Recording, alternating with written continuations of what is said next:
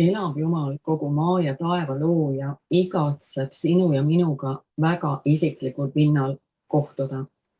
Ta igatseb, et me kogeme teda nagu väikesed lapsed, kes ei ürita neid kohtumisi oma mõistusega kontrollida ega piirata. Ja ma soovin täna sind ühte sellisesse kohtumisse juhtida. Ühel hommikul väga mitmed aastad tagasi vaatasin, et mul on Instagramis uus järgija. Ja seekord ma tundsin huvi ta vastu ja mõtlesin, et kes see inimene on. Ma vaatasin tema leheküljele ja see oli üks Lõuna-Aafrika kunstnik, kelle lehe nimi on lapsemeelsuse kood. Ta kujundab ja kirjutab lasteraamatuid. Sellel hommikul tundis ta südames ette lugeda oma eelmisel aastal välja antud lasteraamatu. See oli küll rohkem piltides kui sõnades, sest igal lehel oli vaid mõni sõna, kuid see-eest oli seal hästi lapselikult joonistatud tüdrukutirts, kes kogu südamest Jumalat armastab. Igal lehel oli selle tüdrukutirtsu erinev kogemus Jumala vaimuga kohtumisest. Ja need värvid ja kujundid ei olnud enam mitte midagi lapselikku, vaid tõelise kunstniku sügavalt südamest voolav tõlgendus Jumala vaimuga kohtumisest. Iga kohtumine oli nii erinev ja värvikas ja kaasahaarav. Ma vaatasin neid pilte, mida ta jagas ja ma mõtlesin, appikene, see ei ole ju lasteraamat. See on raamat, mille just täiskasvanud peaksid endale soetama, et minna tagasi sinna lapsemeelse, siira, eheda, avatud südame juurde, et kogeda Jumala vaimu tema nii mitmetes erinevates värvides ja roomides ja maitsetes ja tekstuurides. Ma tundsin, et see on just see, kuhu Jumal mind praegu tõmbab. Ma olin sel hetkel saanud nagu mingisuguse üledoosi pimeduse võikusest. Ja ma tundsin, et Jumal näitas mulle, et mul tuleb uuesti tõsta oma silmad tema peale ja heita kõrvale kõik koormad ja raskused ja minna nagu tilluka tüdrukutürts ja ronida oma hea ja armastava issi sülle ja lubada temal oma armastusega end läbi immutada ja värskendada ja võitluse haavad tervendada. Tiina Kloete raamatu nimi on I love your spirit, Lord, ehk ma armastan sinu vaimu, isand. Ma tõlkisin ära need mõtted, mis selles raamatus olid ja nad tõesti tegelikult olid mõningased mõtted, sest rohkem oli pilte kui kirjutist. Ja ma tahan neid mõtteid täna sinuga jagada, sest ma usun, et sina saad samuti nende mõtete poolt puudutatud ja õnnistatud. Meil kõigil on kujutlusvõime ja see on Jumala and. Seega mõtle kaasa need mõtted ja näe iseennast just selliselt Jumala vaimuga kohtumas ja suhtlemas. Jumala vaim igatseb tõmmata meid palju sügavamale enda tundmisesse ja kogemisse. Meil on võimalik reaalselt kogeda Jumala vaimu ja ta nii igatseb ilmutada igaühele meist oma erinevaid värve ja tekstuure ja maitseid ja kogemusi. Nagu laul 34:8 ütleb, oh maitse ja näe, et isand, meie Jumal on hea. Ma tunnen, et Jumal ütleb meile siin, et oh maitse ometi ja näe ometi, kui hea isa ma olen. 10 aastat tagasi nägi üks prohvetlik inimene mind vaimu silmas suure peaga. Ta ütles, et ma olen kinni oma mõistuses ja et ma üritan kõigest oma mõistuse ja analüüsimise abil aru saada. Ma üritasin asju kuidagi selliselt lahterdada, et mul oleks kõigest ülevaade ja ka kontroll asjade üle, et ma saan täpselt aru, kuidas miski asi toimib. Sest see andis mulle näilise turvatunde. Kas pole huvitav, millest me alateadlikult enda jaoks turvatunnet ammutame, sest ma isegi ei pannud tähele, et ma teen seda. See aga piirab Jumala liikumist meie eludes. Ma mõistsin, et mul tuleb lahti lasta ning lubada Jumala vaimul voolata just nii, nagu vaim seda soovib. Ja ma olen õppinud seda samm-sammult tegema. Jumala vaimul ei ole piire. Ma kartsin, et kui mina lasen lahti sellest, mis mulle turvatunde annab, siis eksin vaimu vabasse liikumise täiesti ära. Ma muidugi ei teadvustanud endale seda, et ma kartsin kontrollist lahti lasta. Ja samas, kui me palume, et Jumala vaim hoiab meid tõe sees, siis tema teeb seda. Me ei pea kartma. Jumal ei ole kuskil kaugel, ta on siinsamas meie sees ja ta igatseb end nii erinevatel viisidel meile ilmutada. Miks ütleb Jeesus Matteuse 18. peatükis, lähemegi korra sinna, vaatame Matteuse 18. peatükki ja 2-3 salmid. Ja Jeesus kutsus ühe lapse, pani nende keskele istuma ja ütles, tõesti, ma ütlen teile, kui te ei pöördu ega saa kui lapsed, ei pääse te taevariiki. Päris karm, kas pole? Mõtle sellele. Täiskasvanutena oleme sageli kinni oma mõistuses. Me üritame vaimulikest asjadest aru saada, need mingil moel ära selgitada, kuid tegelikult lõikame me sellega ära Jumala vaimutöö oma elus. Meil tuleb õppida lahti laskma ning lubama Jumalal olla Jumal. Lubada temal ennast puudutada, tervendada, armastada ja meist oma headuse ja loovusega üle voolata. Tõeline elu peitub Jumala autentses maitsmises ja kogemises. On aeg astuda Hesekieli jõkke, mis läheb üha sügavamaks, mida kaugemale me läheme pühamust.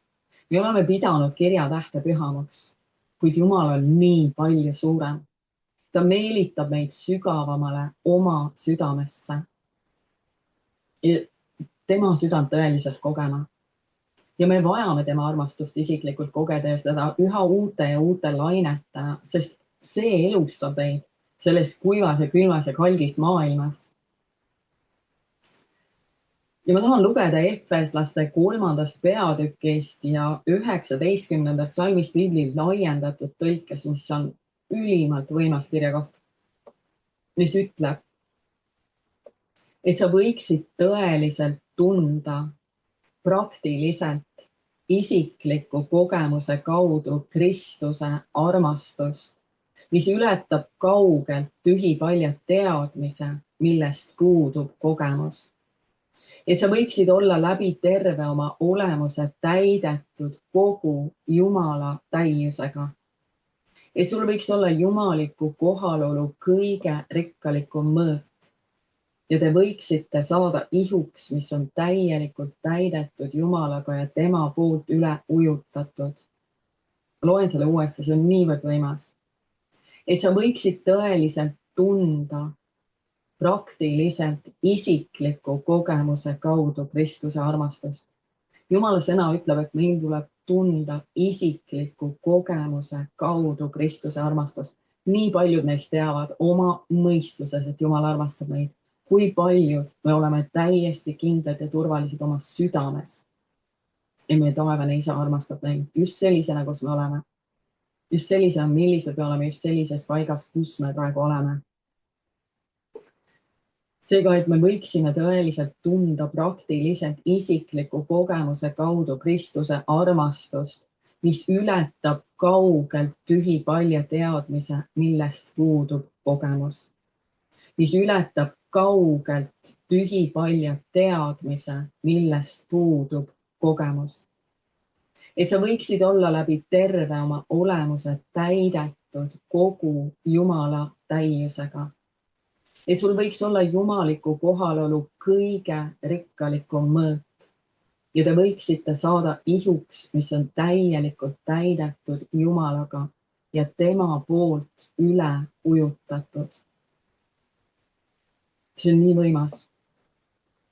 Kui oluline on meil isiklikult kogeda Kristuse armastust. Jumal igatseb anda igaühele meist isiklikku kogemust oma armastusega. Ta armastab meid kõiki ühepalju, kuid ta ei armasta meid ühtemoodi. Me oleme kõik niivõrd erinevad ja ta teab täpselt, kuidas ilmutada oma armastust meile selliselt, et just meie tõeliselt kogeme seda, et me oleme läbinisti ja täiuslikult armastatud oma taevase isa poolt. Kui meil on need isiklikud kogemused tema üle ujutavast armastusest, siis võimaldab see meil saada täidetud läbi kogu oma olemuse, kogu Jumala täiusega. Mõtle sellele. Selleks, et meil võiks olla jumaliku kohalolu kõige rikkalikum mõõt. et me võiks olla täielikult täidetud Jumala endaga ja tema poolt üle ujutatud. Isiklikud kogemused Jumala vaimuga.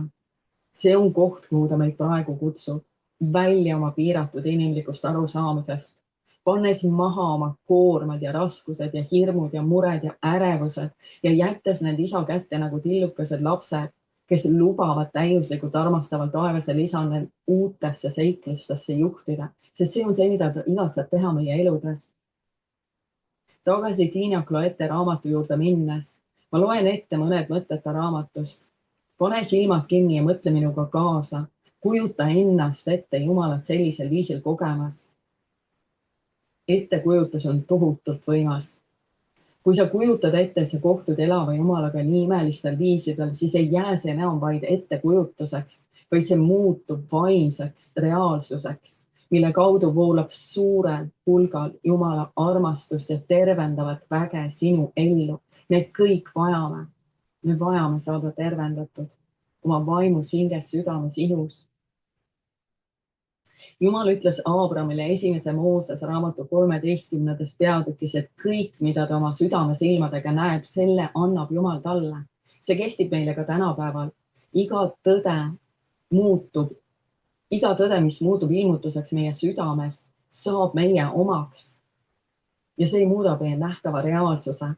Iga tõde, mis jääb vaid meie mõistusesse, ei muuda mitte kui midagi me eludes. Ainult ilmutus muudab me elud. Informatsioon ja eriti veel suures koguses infot, mis on meile kõigile niivõrd kättesaadva tänapäeval, see toob ainult suuremast kogusest segadust meie ellu. Ja see on see põhjus, miks me näeme seda tohutut segadust. Laul ütleb ka, et nad vaatasid isanda peale ja nad särasid rõõmust ja nende näod ei saa iialgi punastama häbist ega olema segaduses. Kui me vaatame Jumala peale, siis ei saa me näod olema punastama häbist ega olema segaduses. Sõna ütleb seda laul 34:5 minu meelest. Üks peamistest põhjustest, miks nii paljude kristlaste nähtav reaalsus ei muutu aastate jooksul, on just see, et nad elavad infos ja mitte ilmutuses. Info ei muuda mitte kellegi elu. Ilmutus üksi muudab meie elud. Selle maailma mõtlemisviisid hoiavad meid vangistuses ja sageli me isegi ei näe, kui kinni me oleme selle maailma mõtteviisides. Jumalik ilmutus aga raputab meid vangistusest välja. Seega palu, et püha vaim juhib vaimseid kogemusi. Ära karda ettekujutust. Luba Jumalat seda sinu vabastuseks kasutada. See on äärmiselt oluline vahend.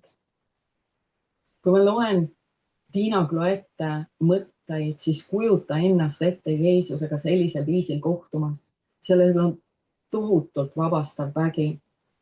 Ja ma nüüd lõpus lähengi Tiina Kloete mõtete juurde.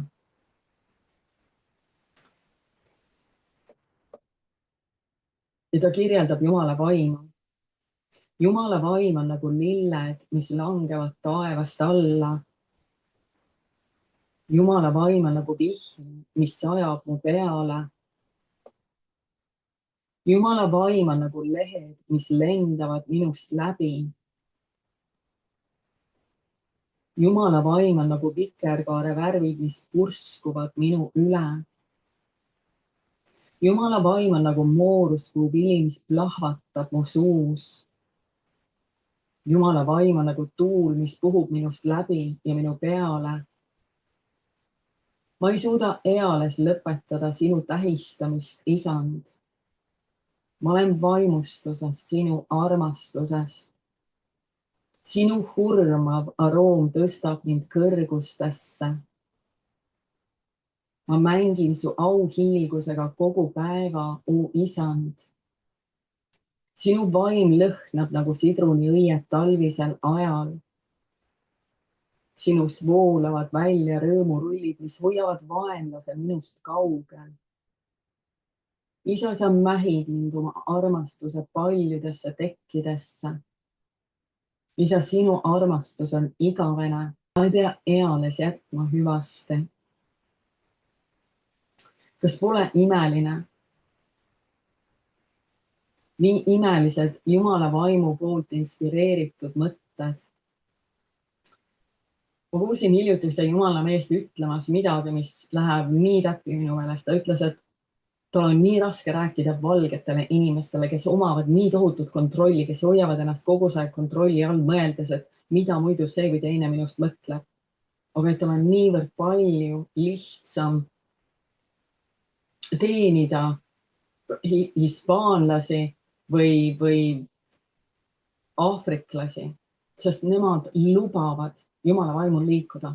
Nad lubavad endal selle kontrolli maha panna ja lihtsalt lubada astuda Jumala liikumise sisse. Ja see on nii. Meil tuleb õppida samuti panema maha need piirangud, et me piirame Jumala vaimu ja tema liikumist. Me jääme niivõrd paljust ilma. Teadus ütleb, et südamel ei ole mitte mingit võimet ühtegi mõtet ega ideed ära tõugata. Info või kujutluspildid, mida me oma mõtetesse uuesti ja uuesti ja uuesti lubame, suubuvad lõpuks me südamesse. Ja meie süda ehk alateadvus on nagu arvuti kõvaketas, mille salvestused meile jätkuvalt nagu esile tõusevad. Meie südame ehk alateadvuse kõvakettale on salvestatud meie kogemused, meie mälestused, meie traumad.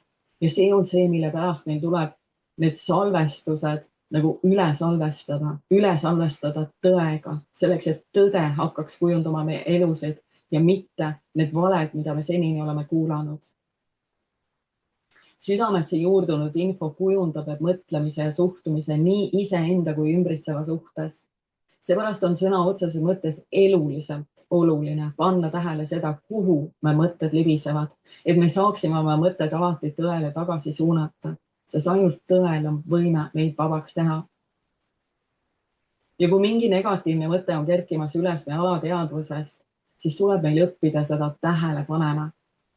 Osa mõtteid või emotsioone tuleb ärevusena esine, sest meie mälestused on nii valusad ja me ei tohiks seda kunagi eirata. Me ei tohiks üritada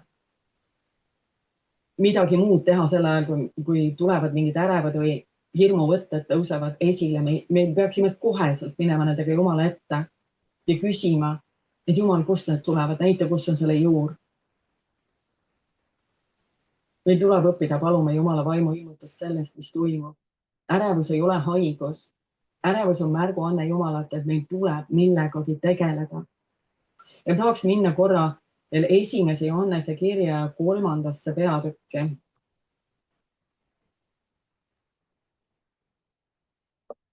Salmid 1-2, mis ütleb, vaadake, kui suure armastuse Isa on meile andnud. Meid hüütakse Jumala lasteks ja need me olemegi. Maailm ei tunne meid, sest ta ei tunne teda. Armsad.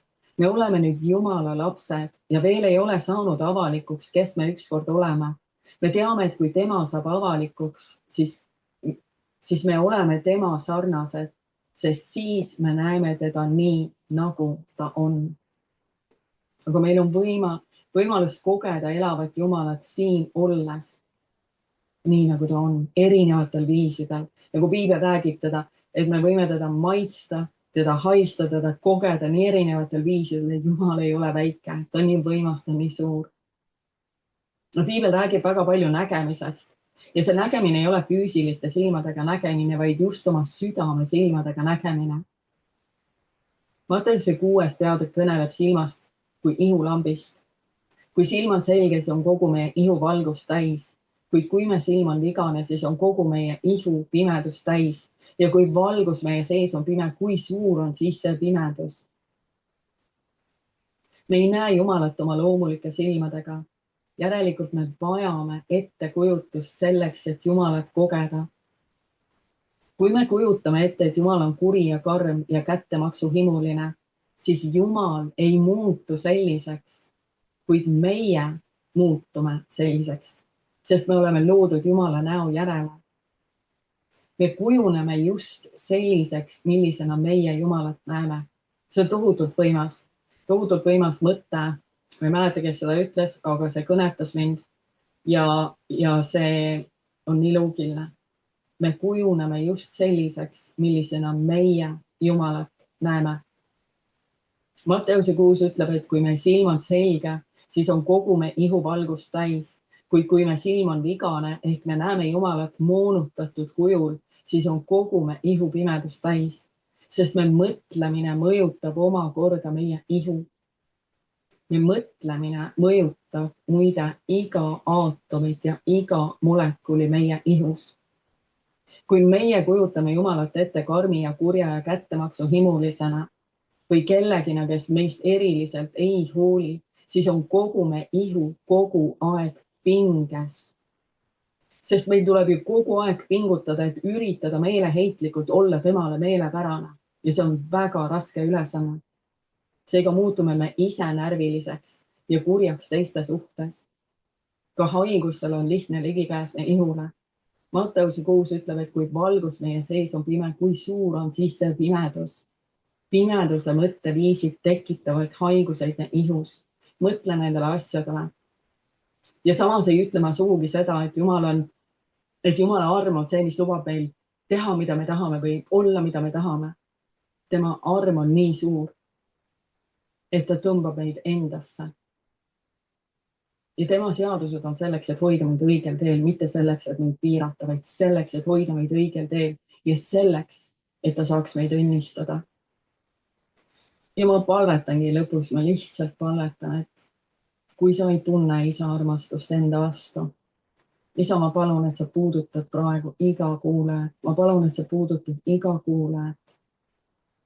Ja sa puudutad oma armastusega selliselt, nagu ta ei ole su armastust alles varem kogenud ega tundnud. Isa, ma palun lihtsalt, et su armastus voolab. Ja su armastus voolab puudutab iga kuulajat. Et iga kuulaja võiks kogeda sind kui armastust. Ja armastus ei ole kõike luba. Armastus distsiplineerib, kuid armastus on hell ja hea. Ja me võime alati pugeda armastuse käte vahele ja paluda, et isi võtaks meid opasse ja lihtsalt lubaks oma armastuse meisse voolata. Ja meil tuleb seda aeg-ajalt teha. Meil kõigil tuleb seda teha. Ja mina teen seda just selleks, et püsida armastuses, sest armastus on ainus valgus selles maailmas ja meid on kutsutud olema valguseks selles maailmas. Ole südamest õnnistatud. Loodan, et need mõtted õnnistasid sind ja tea täie kindlusega, et sinu taevane isa armastab just sind. Just seal, kus sa oled, just sellisena, nagu sa oled. Ta armastab sind.